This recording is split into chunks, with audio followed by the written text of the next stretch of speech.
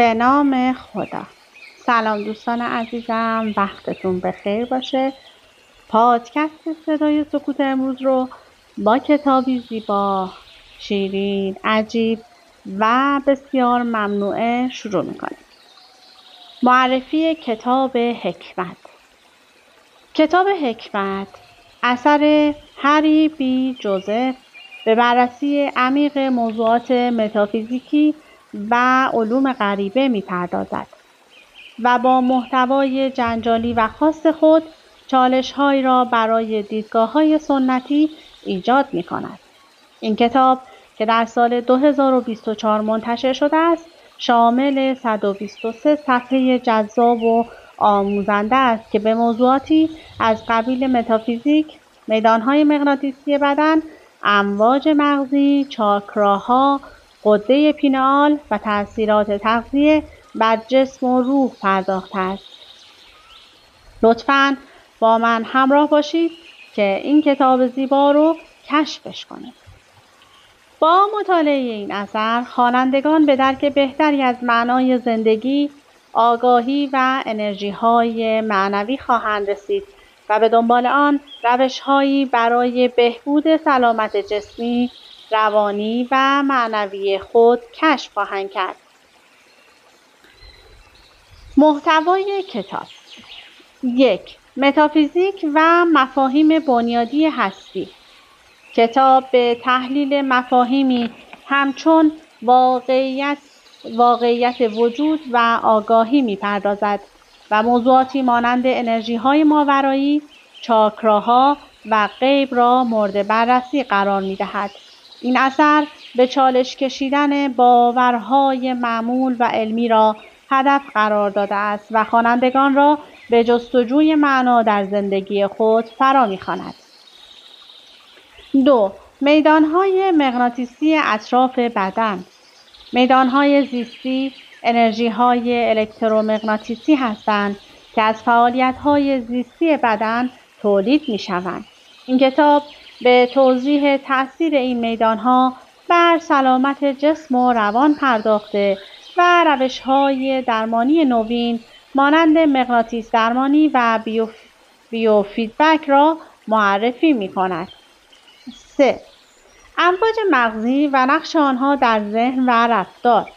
کتاب انواع امواج مغزی دلتا، تتا، آلفا، بتا و گاما را بررسی می‌کند و به خوانندگان نشان می‌دهد چگونه این امواج بر رفتار، احساسات و عملکرد ذهنی تاثیر می‌گذارند. همچنین روش‌هایی برای تنظیم این امواج از جمله یوگا و مدیتیشن معرفی می‌کند. 4. چاکراها و انرژی‌های معنوی. چاکراها مراکز انرژی در بدن انسان هستند که هر یک مسئول تنظیم انرژی در بخش‌های مختلف جسم و ذهن هستند. کتاب به معرفی 7 چاکرای اصلی و اهمیت تعادل آنها برای حفظ سلامت روانی و جسمی می‌پردازد. 5. غده پینئال و ارتباط آن با آگاهی. غده پینئال به عنوان مرکز آگاهی و توانایی‌های ماورایی شناخته می‌شود. کتاب به بررسی نقش این غده در تنظیم چرخه خواب و بیداری و تقویت آگاهی‌های معنوی پرداخته و روش‌هایی برای تقویت آن را ارائه می‌دهد. 6. تأثیر تغذیه بر سلامت جسم و روان. تغذیه صحیح تأثیرات بسیاری بر سلامت جسم و روان دارد. این کتاب به اهمیت مصرف مواد غذایی سالم و تأثیر آنها بر عملکرد مغز، سیستم ایمنی و حتی آگاهی معنوی می‌پردازد. چرا باید کتاب حکمت الهی را بخوانید؟ کتاب حکمت با ارائه اطلاعات عمیق و بروز در زمینه‌های متافیزیکی، علمی و معنوی به خوانندگان کمک می‌کند تا دیدگاه‌های جدیدی درباره جهان و خود پیدا کنند. این کتاب برای افرادی که به دنبال درک بهتر از آگاهی، انرژی‌های معنوی و روش‌های بهبود سلامت جسمی و روانی خود هستند، منبعی ارزشمند است. این اثر به ویژه برای کسانی که علاقه‌مند به علوم غریبه و متافیزیک هستند جذاب و آموزنده خواهد بود. عناوین کوچکی رو من از این کتاب برای شما میگم. مسیح مقدس، سه خردمند، کندالینی، چشم سوم، غده پینال، جام مقدس، سطوح هستی، اسیری، آگاهی، چاکراها، خود برتر، بهشت سر، عناصر پنجگانه، کیهان شناسی، زمین تخت، گنبد، قطب شمال، فریب خورشید مرکزی و 10 عنوان جذاب دیگر. متافیزیک چیست و چرا اهمیت دارد؟ متافیزیک شاخه‌ای از فلسفه است که به مطالعه ماهیت، ساختار و اصول بنیادی واقعیت می‌پردازد. در حقیقت متافیزیک به سوالات بزرگ و عمیق درباره چیستی و چگونگی وجود، طبیعت زمان و فضا، علتها و پیوندهای جهان و رابطه انسان با آن می‌پردازد. به طور کلی مفاهیم بنیادی هستی که در متافیزیک مطرح می‌شوند به دنبال یافتن جوابی برای سوالات ابتدایی همچون چه چیزی واقعیت را تشکیل می‌دهد؟ آیا جهان مادی تنها حقیقت است و آیا معنای زندگی و هدف آن قابل درک است؟ هستند. یک، واقعیت و چیستی آن. یکی از پرسش‌های بنیادی در متافیزیک این است که واقعیت چیست؟ در این زمینه دو رویکرد اصلی وجود دارد. واقعیت مادی. این دیدگاه بیان می‌کند که همه چیز در جهان از ماده ساخته شده است و آنچه وجود دارد به صورت فیزیکی قابل درک و اندازه‌گیری است. از نظر این دیدگاه همه چیز از ذرات بنیادی مانند اتم‌ها و مولکول‌ها تشکیل شده و حواس ما نقش اصلی را در درک واقعیت ایفا می‌کنند. واقعیت غیرمادی یا روحی. در مقابل برخی از فلاسفه و مکاتب فلسفی معتقدند که واقعیت از ماده فراتر است و یک بعد غیرمادی از جمله آگاهی، روح، انرژی یا نیروهای معنوی بخش اساسی و غیرقابل لمس واقعیت را تشکیل می‌دهند. دو، وجود و هستی. پرسش دیگری که در متافیزیک مطرح می‌شود، چه چیزی وجود دارد؟ این سوال به بررسی این می‌پردازد که کدام موجودات و اشیا در جهان وجود دارند و از چه نوع هستی برخوردارند. در این زمینه دو رویکرد عمده وجود دارد: هستی خاص و هستی عام. هستی خاص به طور کلی به موجوداتی اطلاق می‌شود که ویژگی‌های خاصی دارند و قابل شناسایی هستند، مانند انسان‌ها، اشیاء مادی و حتی موجودات فراطبیعی. هستی عام به مفهوم وجود به طور کلی اشاره دارد، یعنی هر چیزی که می‌تواند به نوعی وجود داشته باشد، از جمله مفاهیم انتزاعی مانند افکار، احساسات و نیروهای طبیعی. 3. زمان و فضا. متافیزیک همچنین به ماهیت زمان و فضا می‌پردازد. آیا زمان و فضا واقعی هستند یا فقط مفاهیمی هستند که ذهن انسان برای درک جهان به آنها نیاز دارد؟ برخی از فلاسفه معتقدند که زمان و فضا مستقل از ذهن انسان وجود دارند، در حالی که دیگران بر این باورند که آنها مفاهیم انتزاعی هستند که به واسطه ادراک انسانی معنا پیدا می‌کنند. 4. علت‌ها و پیوندهای جهان. در متافیزیک مفهوم علت و معلول یکی از موضوعات مهم است. پرسش‌هایی نظیر آیا هر چیزی علتی دارد؟ چه چیزی باعث ایجاد جهان شده است؟ و چرا جهان به طور خاص به این گونه است که می‌بینیم؟ از جملات سوالات اساسی متافیزیک هستند. فلاسفه مختلف پاسخ‌های متفاوتی برای این سوالات ارائه دادند، از جمله علت اولیه. برخی معتقدند که جهان به طور تصادفی و بدون علت خاصی پدید آمده است. در حالی که برخی دیگر به وجود علت نخستین یا آفریننده اشاره دارند که باعث به وجود آمدن این جهان و تمامی پدیده‌های آن شده است. 5. رابطه انسان با جهان. یکی دیگر از پرسش‌های کلیدی در متافیزیک این است که رابطه انسان با جهان و وجود چیست؟ این سوال به تحلیل ارتباط میان انسان، آگاهی و جهان فیزیکی می‌پردازد. در این راستا برخی فلاسفه معتقدند که انسان‌ها از جهان مادی جدا هستند، در حالی که برخی دیگر بر این باورند که انسان بخشی از یک کل بزرگتر است و باید درک و ارتباط عمیق‌تری با جهان و نیروهای معنوی داشته باشد. متافیزیک به عنوان مطالعه ماهیت واقعیات از مباحثی است که همواره ذهن انسان را به خود مشغول کرده است. این شاخه از فلسفه نه تنها به پاسخ به سوالات بنیادی و ذهنی انسان کمک می‌کند، بلکه به درک عمیق‌تری از جهان و جایگاه انسان در آن منجر می‌شود. کتاب حکمت و میدان‌های مغناطیسی اطراف بدن. میدان‌های مغناطیسی اطراف بدن انسان یکی از جنبه‌های پیچیده و جالب در علم فیزیک و پزشکی هستند. این میدان‌ها به طور طبیعی و در اثر فعالیت‌های بیولوژیکی بدن ایجاد می‌شوند. بدن انسان از الکتریسیته و جریان‌های الکتریکی در سطح سلولی و عصبی برخوردار است که این جریان‌ها می‌توانند باعث تولید میدان‌های مغناطیسی ضعیفی شوند. این میدان‌های مغناطیسی در اطراف بدن انسان به طور طبیعی و در بسیاری از موارد بدون آگاهی فرد از آنها حضور دارند. 1. چگونه میدان‌های مغناطیسی در بدن ایجاد می‌شوند؟ میدان‌های مغناطیسی اطراف بدن انسان معمولاً ناشی از جریان‌های الکتریکی در بافت‌های بدن هستند. این جریان‌ها می‌توانند در مغز، قلب و عضلات بدن وجود داشته باشند. مغز. فعالیت‌های الکتریکی در مغز که از طریق امواج مغزی ثبت می‌شود، سبب تولید میدان‌های مغناطیسی ضعیفی می‌شوند. این میدان‌ها معمولاً به اندازه‌ای ضعیف هستند که نمی‌توان آنها را به طور مستقیم حس کرد، اما می‌توان آنها را با دستگاه‌های حساس اندازه‌گیری کرد.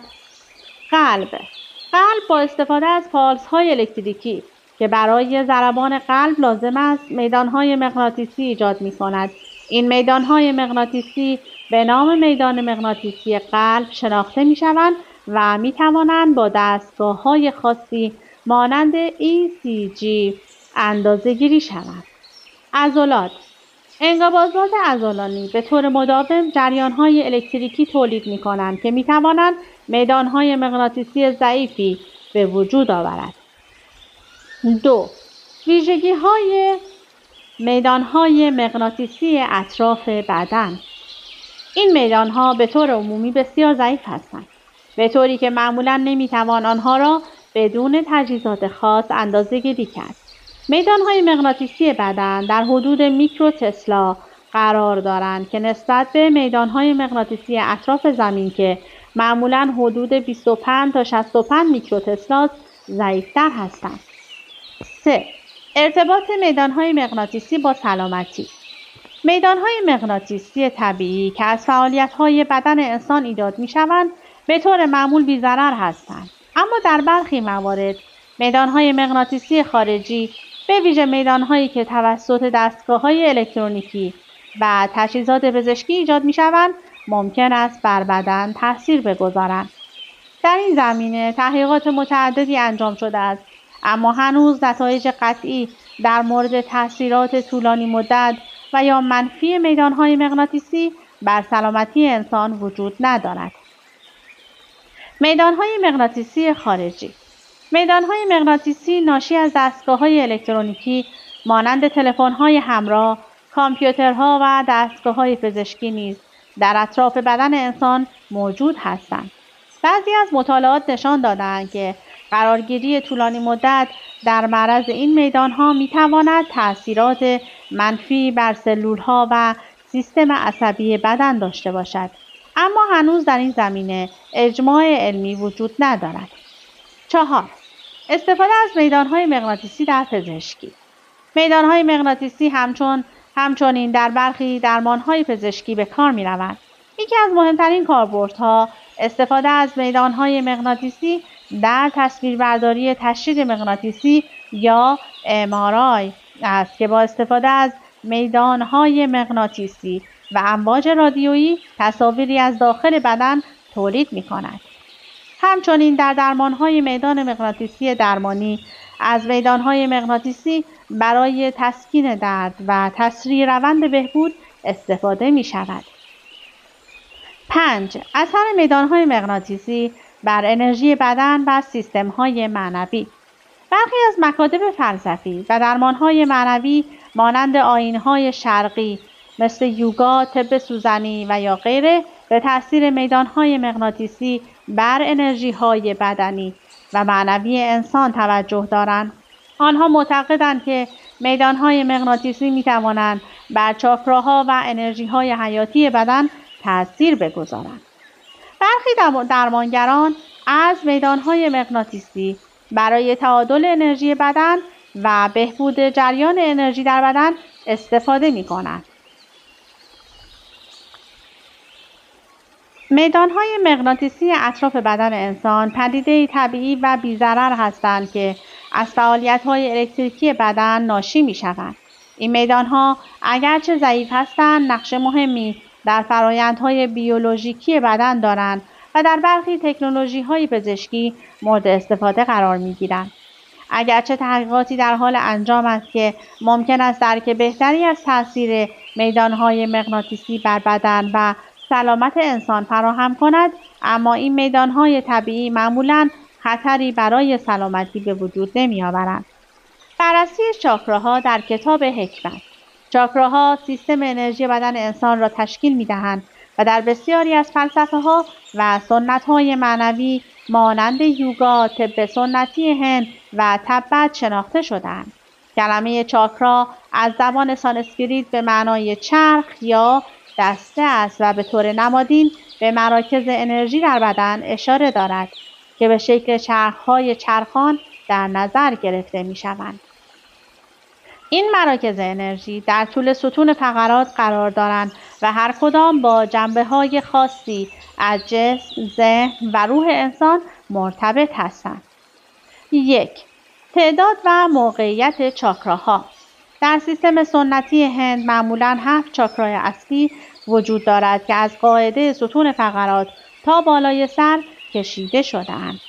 1. چاکرای ریشه. این چاکرا در نزدیکی انتهای ستون فقرات قرار دارد و با احساس امنیت، بقا و ارتباط با زمین مرتبط است.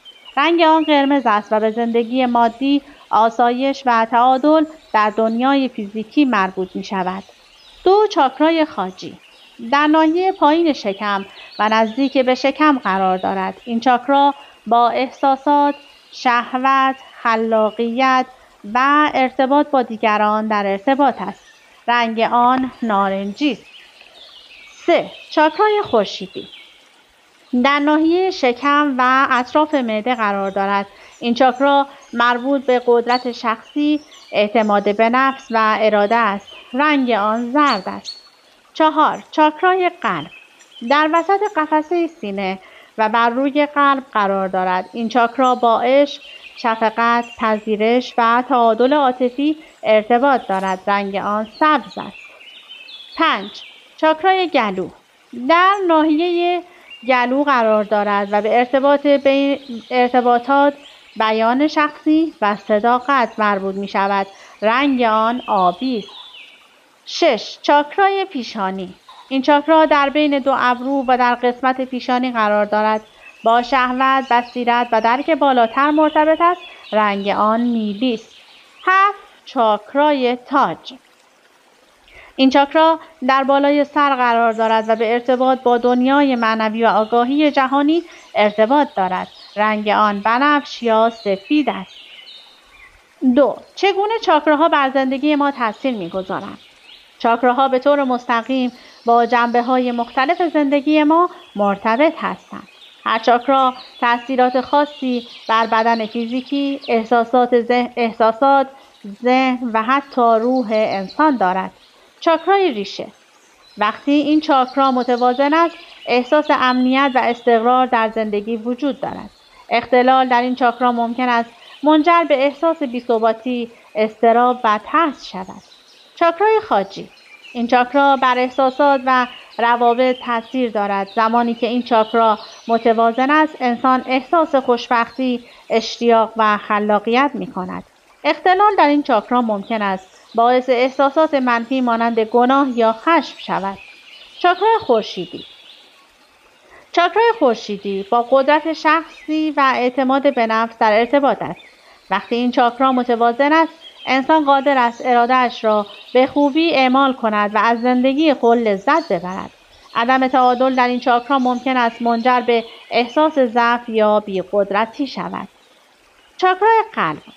چاکرای قلب با عشق و همدلی مرتبط است. زمانی که این چاکرا متوازن است، فرد قادر به دوست داشتن خود و دیگران است. وقتی این چاکرا مسدود یا ضعیف است، ممکن است احساسات سردی یا انزوا بروز کند. چاکرای گلو. این چاکرا بر ارتباطات و بیان خود تاثیر دارد.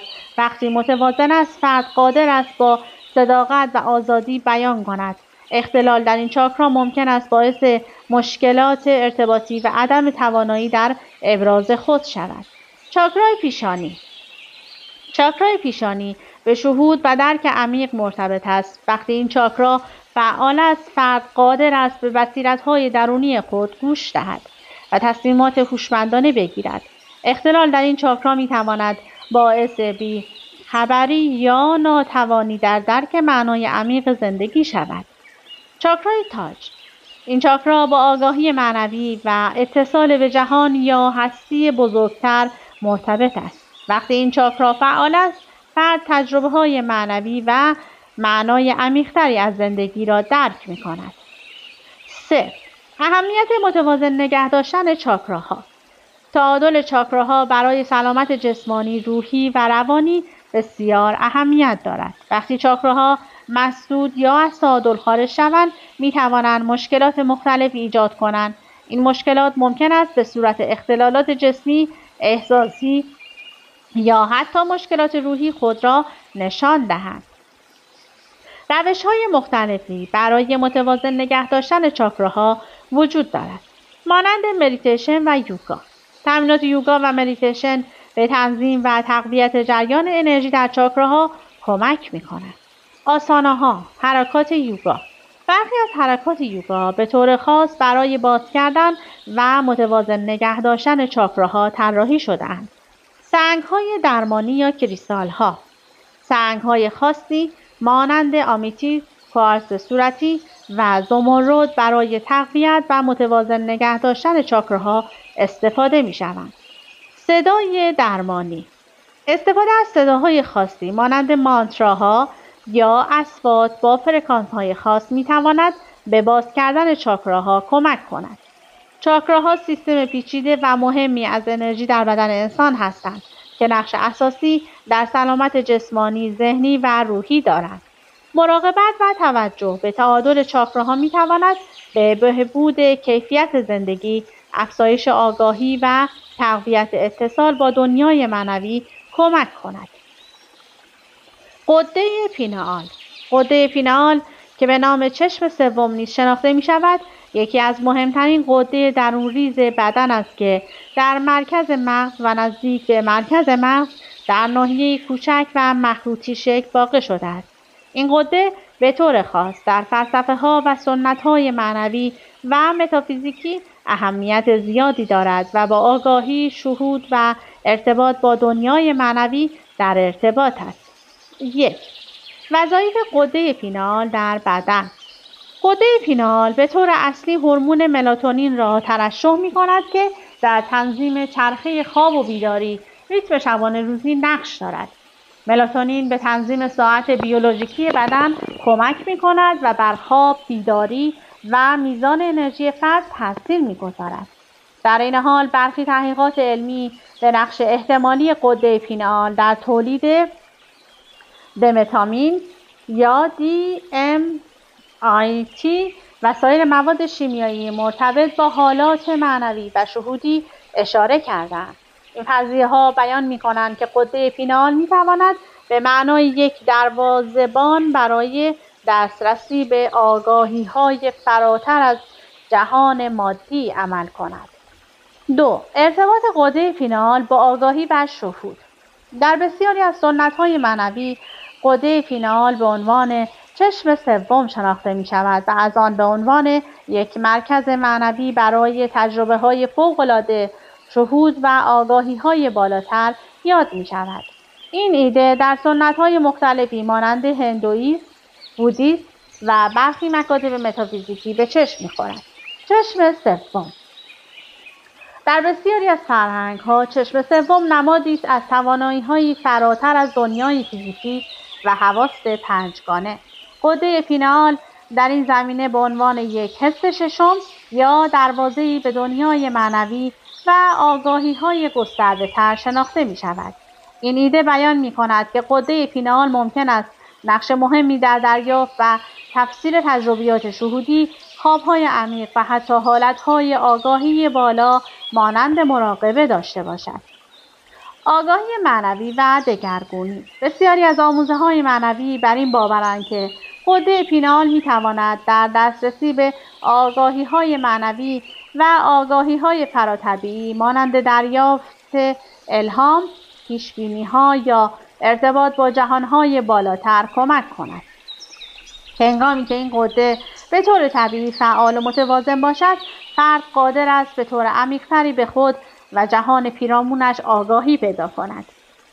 3. تنظیم و فعالسازی غده پینال. در دنیای معنوی روش‌های مختلفی برای فعالسازی و تقویت عملکرد غده پینال وجود دارد. برخی از این روش‌ها شامل مدیتیشن و تمرین‌های مراقبه، به ویژه تمرکز بر روی منطقه بین دو ابرو، محل چشم سوم، به طور گسترده‌ای برای فعالسازی و تقویت عملکرد غده پینال توصیه می‌شود. در طول مدیتیشن فرد می‌تواند به آرامش عمیق برسد و به درک بالاتری از خود و جهان دست یابد. تنفس عمیق و پرانایاما. تکنیک‌های تنفسی در یوگا مانند پرانایاما به تقویت انرژی در بدن و فعالسازی غده پینال کمک می‌کنند. این تمرینات به تنظیم جریان انرژی در بدن و تقویت توانایی‌های معنوی کمک می‌کنند. استفاده از نور و رنگ. برخی معتقدند که قرار گرفتن در معرض نور طبیعی، به ویژه نور خورشید، در ساعات خاصی از روز می‌تواند بر فعالیت غده پینال تاثیر بگذارد. رنگ‌ها و نورهای خاص نیز می‌تواند به تحریک این غده کمک کند. مصرف مواد غذایی خاص.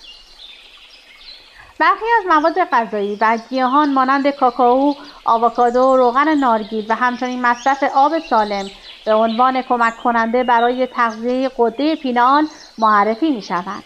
از طرف دیگر برخی از مواد شیمیایی مانند فلزات سنگین و مواد شیمیایی سمی می‌توانند این غده را مسدود کرده و عملکرد آن را کاهش دهند. 4. آگاهی‌های آلترا کانسنشن، آگاهی‌های فراتر و تجربیات معنوی. غده پینال در بسیاری از فرهنگ‌ها به عنوان پل ارتباطی با آگاهی‌های فراتر و تجربیات معنوی دیده می‌شود. از دیدگاه معنوی این غده می‌تواند به فرد کمک کند تا به یک سطح بالاتر از آگاهی دست یابد که در آن فرد احساس اتصال عمیق‌تری با خود و هستی پیدا می‌کند. برخی از تجربیات معنوی که ممکن است به کمک غده پینال به دست آیند عبارتند از تجربه‌های خارج از بدن یا OBE. در بعضی از حالات خاص مانند خواب عمیق یا مدیتیشن‌های عمیق، فرد ممکن است تجربه‌هایی از خروج روح یا آگاهی بیرون از بدن را داشته باشد. تجربه‌های درون‌نگری و شهودی. برخی افراد به طور شهودی به پاسخ‌های عمیق و الهام بخش دست پیدا می‌کنند که در فرایند رشد شخصی و معنوی به آنها کمک می‌کند. غده پینال با وجود اندازه کوچک خود تأثیر عمیقی بر آگاهی انسان و قابلیت‌های معنوی دارد. از نظر علمی این غده با تنظیم ریتم‌های بیولوژیکی بدن در ارتباط است. اما در بسیاری از مکاتب معنوی و متافیزیکی به عنوان یک مرکز دسترسی به آگاهی‌های بالاتر، شهود و ارتباطات معنوی شناخته می شود. تقویت و متوازن نگه داشتن عملکرد غده پینئال از طریق تمرین‌های معنوی و مراقبه می‌تواند به ارتقاء تجربه‌های عمیق‌تر از خود و جهان پیرامون کمک کند. تغذیه و اهمیت آن برای بدن. تغذیه یکی از ارکان اصلی برای حفظ سلامتی و عملکرد بهینه بدن است.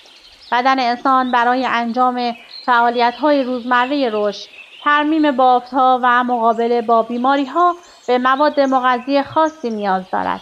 این مواد از طریق غذاهایی که مصرف می‌کنیم وارد بدن شده و به فرآیندهای مختلف درونی کمک می‌کند. 1. مفهوم تغذیه سالم. تغذیه سالم به مصرف مواد غذایی متنوع و متعادل اشاره دارد که شامل تمام گروه‌های غذایی اصلی و فراهم کننده انرژی و مواد مورد نیاز برای رشد و ترمیم بدن است. این مواد شامل کربوهیدرات‌ها، پروتئین‌ها، چربی‌ها، ویتامین‌ها، مواد معدنی و آب می‌شوند. 2. گروه‌های غذایی اصلی و اهمیت آنها. کربوهیدرات‌ها. کربوهیدرات‌ها منابع اصلی انرژی برای بدن هستند. این مواد غذایی شامل نان، برنج، سیب زمینی و میوه‌ها میباشند. کربوهیدرات‌ها به سوخت بدن تبدیل میشوند و انرژی لازم برای فعالیت‌های فیزیکی و ذهنی را فراهم می‌کنند. پروتئین‌ها برای ساخت و ترمیم بافت‌های بدن ضروری هستند. آنها همچنین در تولید آنزیم‌ها، هورمون‌ها و سیستم ایمنی بدن نقش دارند. منابع پروتئینی شامل گوشت، ماهی، تخم مرغ، لوبیا، عدس و لبنیات هستند. چربی‌ها انرژی غنی‌تر از کربوهیدرات‌ها دارند و برای جذب برخی ویتامین‌ها کا، آ، دی و ای ضروری هستند. علاوه بر این چربی‌ها برای حفظ سلامت پوست، سلول‌ها و سیستم عصبی نیز مهم هستند. چربی‌های سالم مانند روغن زیتون، آووکادو و ماهی‌های چرب مانند سالمون باید بخشی از رژیم غذایی روزانه باشند. ویتامین‌ها و مواد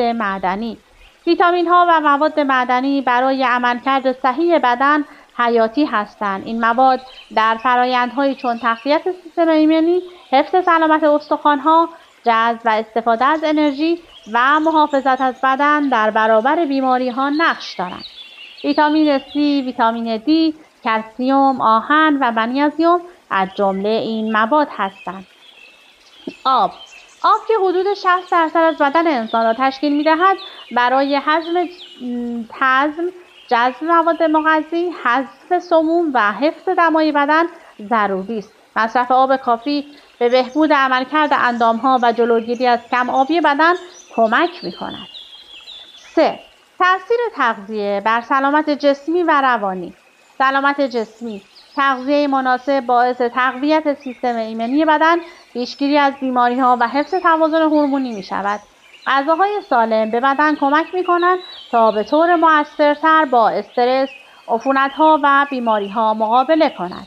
همچنین تغذیه مناسب باعث تقویت سیستم گوارش، بهبود کیفیت خواب و حفظ وزن سالم می‌شود. سلامت روانی. تغذیه بر سلامت روان نیز تأثیر مستقیم دارد. مواد مغذی مانند اسیدهای چرب امگا 3، ویتامین‌های گروه B و آنتی اکسیدان‌ها می‌توانند به تقویت عملکرد مغز، بهبود خلق و خو و کاهش اضطراب و افسردگی کمک کنند. غذاهای حاوی قندهای ساده و چربی‌های ناسالم می‌توانند باعث تغییرات منفی در سطح انرژی، خلق و خو و توانایی ذهن شوند. اهمیت تغذیه در پیشگیری از بیماری‌ها. تغذیه مناسب می‌تواند در پیشگیری از بسیاری از بیماری‌ها از جمله بیماری‌های قلبی، دیابت، سرطان و مشکلات گوارشی مؤثر باشد. مصرف غذاهای غنی از فیبر، آنتی اکسیدان‌ها و چربی‌های سالم می‌تواند خطر ابتلا به بیماری‌های مزمن را کاهش دهد. همچنین یک رژیم غذایی متعادل می‌تواند به تنظیم فشار خون، سطح قند خون و کلسترول کمک کند. 5. تأثیر تغذیه بر رشد و توسعه. در دوران کودکی و نوجوانی تغذیه مناسب برای رشد جسمی و مغزی ضروری است.